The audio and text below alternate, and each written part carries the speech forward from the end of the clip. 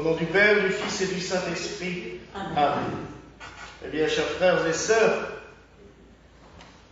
nous célébrons la fête de l'Immaculée Conception de la Très Sainte Vierge Marie.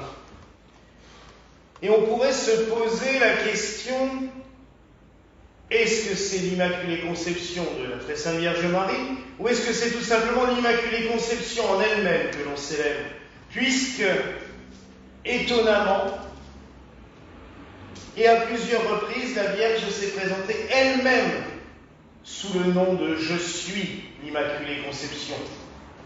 Et c'est là que ça a toujours posé problème aux théologiens, qu'ils se sont dit « mais cela ne colle pas.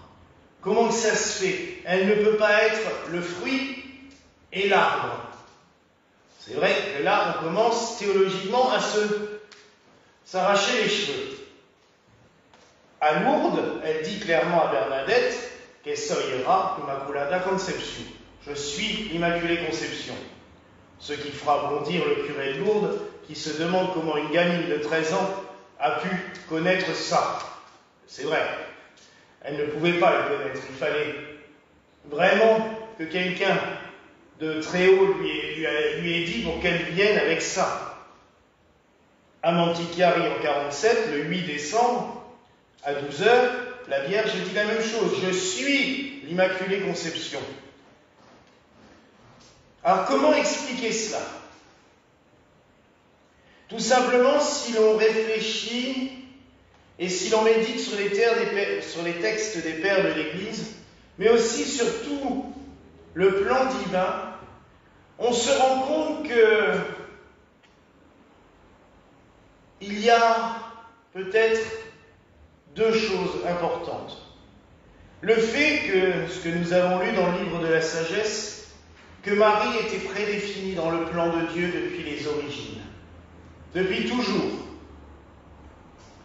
Depuis toujours, il y avait cette pureté, prête à accueillir le Sauveur.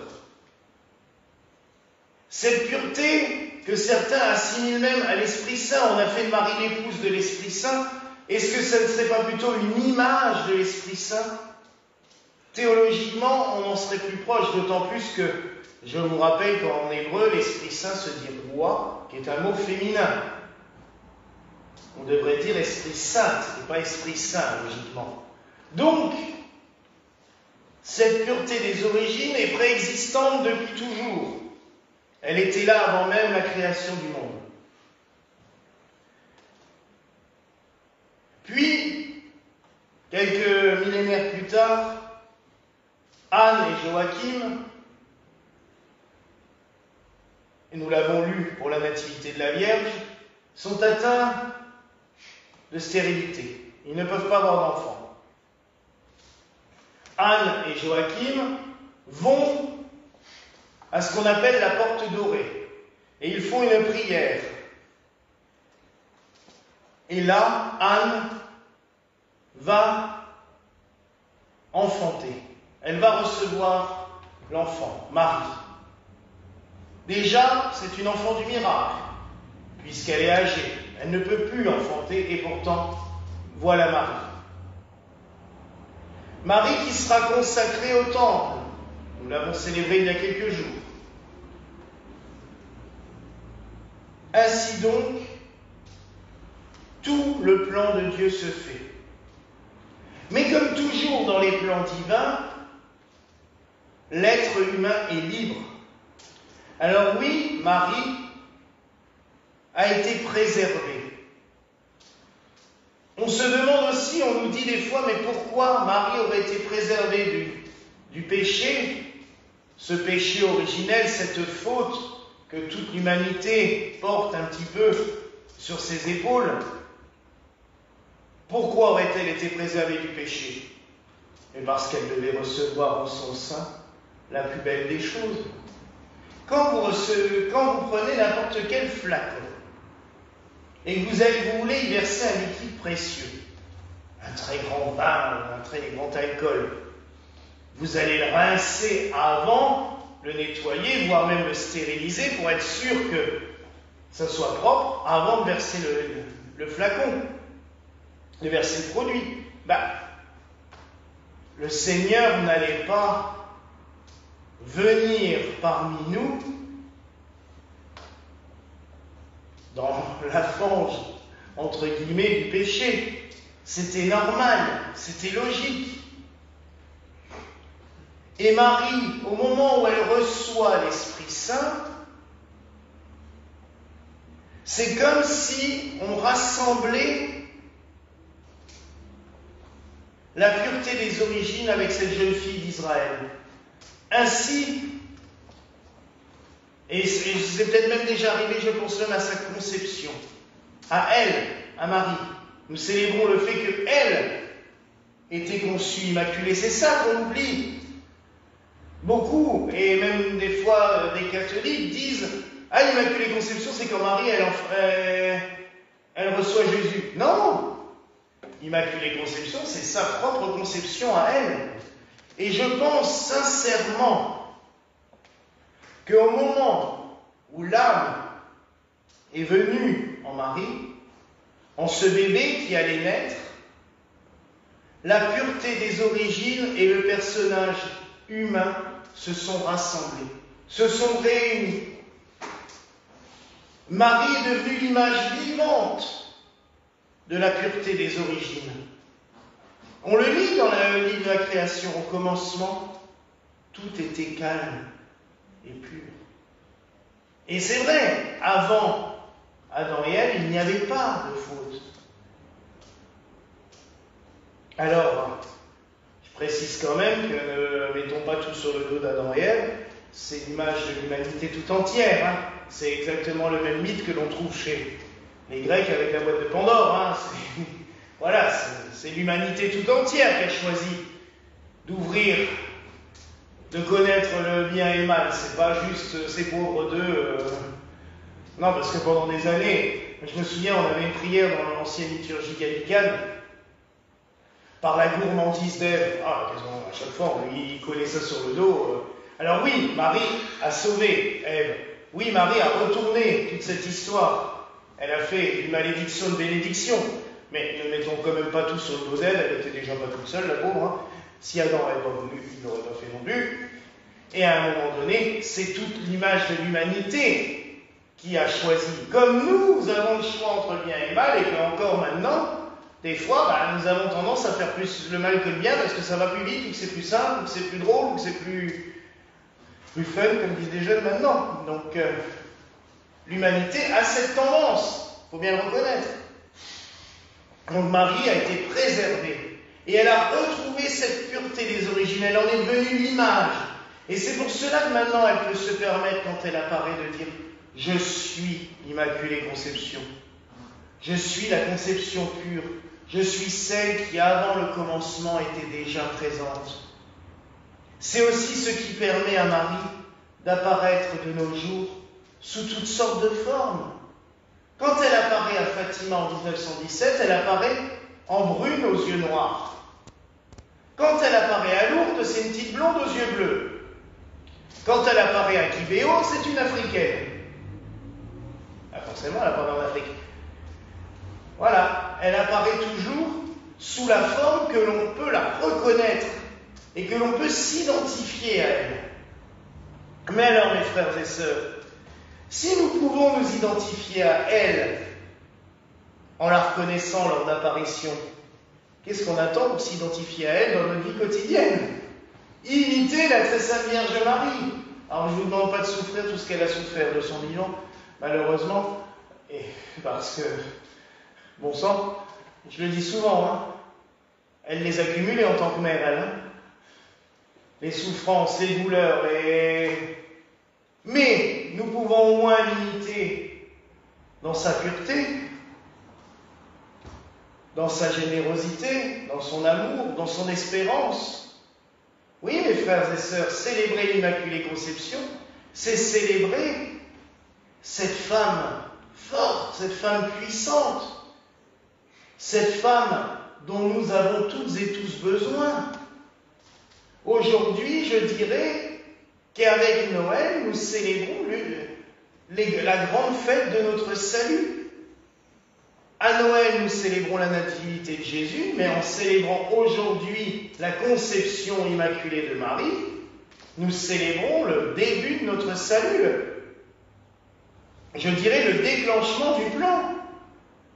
Vous savez, quand, des fois dans ces films, un peu à l'espionnage et tout ça, il y a toujours un plan qui couvre depuis des années et des années. Puis un jour, on décide du déclenchement du plan. Ben, la conception de Marie, c'est ça. C'est le déclenchement du grand plan d'amour de Dieu pour nous toutes et tous. Tout est prévu depuis longtemps. Mais avec l'Immaculée Conception, il ouvre les vannes. Maintenant, je vais être parmi eux, avec eux, pour les aimer. À midi, nous avons médité sur Rosa Mystica, l'apparition de Monte Chiari, puisque c'était un 8 décembre à midi. Et que la Vierge a demandé que tous les 8 décembre à midi, entre midi et 13h, on prie tout particulièrement, c'est ce qu'on appelle l'heure de la grâce. Là aussi, dans cette apparition, Marie nous apprend à évoluer, à grandir, à passer des ténèbres à la lumière, à passer nos ténèbres, nos souffrances, l'impression qu'on est totalement mort, comme ça peut nous arriver des fois, à l'étape de purification pour enlever tout cela, puis l'étape d'amour avec Dieu, un amour fusionnel avec Dieu, de manière à ce que nous puissions nous unir à lui. En fait, depuis 2000 ans, Marie, c'est ce qu'elle fait. Elle parle à l'humanité pour nous dire ce qui est dans les évangiles. Aimez le Seigneur, aimez les autres. Purifiez-vous de tout le passé, de tout ce qui vous pèse, et unissez-vous à Dieu, comme elle a été unie à Dieu. Imaginez le jour de l'Annonciation, quand elle a ressenti en son sein l'enfant Jésus arriver. Elle l'a porté pendant 9 mois. Mais nous pouvons le recevoir à chaque Eucharistie. Nous devrions tressailler de bonheur de savoir que Jésus est en nous, qu'il vit en nous, qu'il demeure en nous. Nous aussi, et en plus, on nous a juste demandé de nous purifier par le baptême. C'est pas énorme ce qu'on demande aux chrétiens pour recevoir le Christ en nous. Quelle religion permet à ses fidèles de pouvoir recevoir leur Dieu en eux, de pouvoir être unis à leur Dieu juste par le sacrement de la messe? Ça, on devrait y penser bien plus souvent, mes frères et sœurs. Alors oui, remercions le Seigneur pour ce cadeau merveilleux qu'il nous a fait en la très sainte Vierge Marie. Oui, célébrons l'Immaculée Conception de la Vierge Marie. Alors oui, je précise, c'est pas un dogme pour les gallicans. C'est un dogme dans l'Église catholique. Nous, il n'y a plus de dogme depuis le 7e siècle, depuis le 7e concile œcuménique. L'Église gallicane a décidé de ne pas dogmatiser sur le sujet. Mais c'est pas pour ça qu'on ne va pas la prier, c'est pas pour ça qu'on ne va pas la célébrer. Au contraire, on estime juste que dogmatiser la foi ferme, dure, ne doit être limité qu'aux choses essentielles autour du Seigneur Jésus-Christ et de la Sainte Trinité. Après tout le reste, il ne faut pas forcer les gens. La dévotion populaire a depuis longtemps accrédité l'Immaculée Conception de la Vierge Marie. Les plus grands saints de France, il y en a qui étaient un peu contre Bernard de Clairvaux, par exemple, n'étaient pas trop d'accord, mais autrement, les plus grands saints de France ont prié la Vierge Immaculée avant même que ce soit un dogme. Moi, mon saint préféré, le Saint Curé d'Ars, sautillait de joie avec sa bougie le jour où il a célébré le dogme de l'Immaculée Conception. Parce qu'avant, le problème, c'est que chez les Romains, on ne pouvait pas le célébrer correctement. Bon, la messe, elle n'était vraiment pas top avant le dogme. Alors que si, on peut célébrer l'Immaculée Conception, même si ce n'est pas un dogme pour nous. Mais il sautillait de joie quand il a eu le droit de le faire. Il avait même fait faire une chasuble bleue, alors que dans le rite romain c'était interdit, mais il l'avait fait faire quand même. toute brodée d'or avec la Vierge brodée dans le dos. Et ce jour-là, il a organisé une procession au flambeau dans le village d'Ars. Il y avait tellement de gens, tellement de flammes allumées, parce qu'on avait mis des torchères tout autour de l'église aussi, que les gens des villages autour sont venus en courant parce qu'ils croyaient qu'il y avait un incendie. Tellement il avait été fort sur les bougies. Donc pour vous dire à quelle joie cela lui a fait de célébrer cette fête. Alors oui, mes frères et sœurs, célébrons l'Immaculée Conception. Nous continuerons demain soir avec justement la messe aux chandelles. Mais remercions le Seigneur pour le cadeau qu'il nous a fait. De nous permettre de toucher, de ressentir cette pureté, la pureté des origines, cette pureté. Faire un jeu de mots, mais là, il n'y a rien de plus blanc que Marie. C'est cette pureté en la Vierge Marie. En contemplant la Vierge Marie, nous pouvons retrouver cette pureté dont nous avons tant besoin. Et dans notre monde qui est souvent bien compliqué, qui se complique la vie pour tout et n'importe quoi, regardons la Vierge Marie. Et là, nous retrouverons cette pureté où il n'y a plus d'inquiétude, où il n'y a plus de souffrance, où il n'y a plus de douleur, mais où tout est lumineux, tout est clair, tout est beau. Voilà la grâce que je nous souhaite ce soir au nom du Père, du Fils et du Saint-Esprit. Amen.